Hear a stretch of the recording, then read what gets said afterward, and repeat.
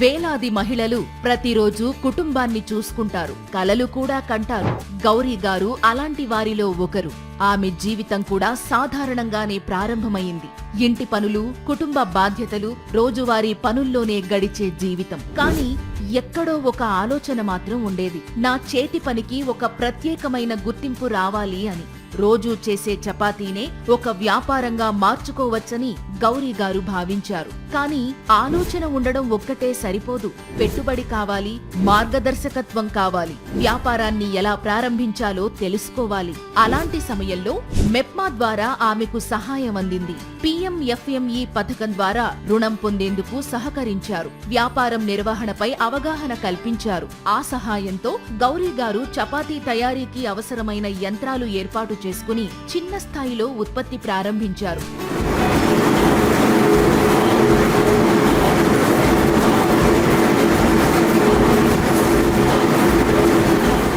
మొదట్లో ఆర్డర్లు తక్కువగానే ఉండేవి. కానీ నాణ్యత, శుభ్రత, సమయపాలనపై ఆమె పెట్టిన శ్రద్ధ క్రమంగా కస్టమర్ల నమ్మకాన్ని పెంచింది. ఒక్కో ఆర్డర్, ఒక్కో కొత్త పరిచయం వ్యాపారాన్ని ముందుకు తీసుకెళ్లాయి.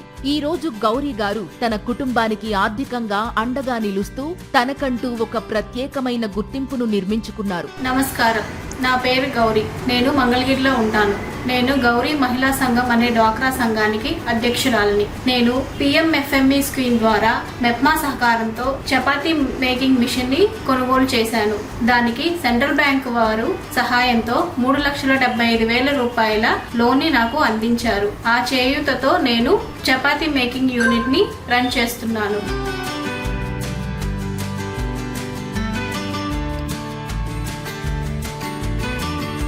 నేను ఇందులో యూస్ చేసే ఆయిల్ మనం ఇంట్లో వాడుకునే ఫ్రీడమ్ రిఫైన్డ్ ఆయిల్ తోనే యూస్ చేస్తాను. ఎటువంటి నాసిరకమైన ఆయిల్ ని నేను యూస్ చేయను. అలాగే నేను వాటర్ ని కూడా మా ఇంట్లో వాడుకునే యాక్వాగార్డ్ వాటర్ తోనే యూస్ చేస్తున్నాను. ఈ చపాతీ తయారీ విధానాన్ని ప్యూర్ ఆల్కలైన్ వాటర్ తోనే నేను తయారు చేస్తున్నాను.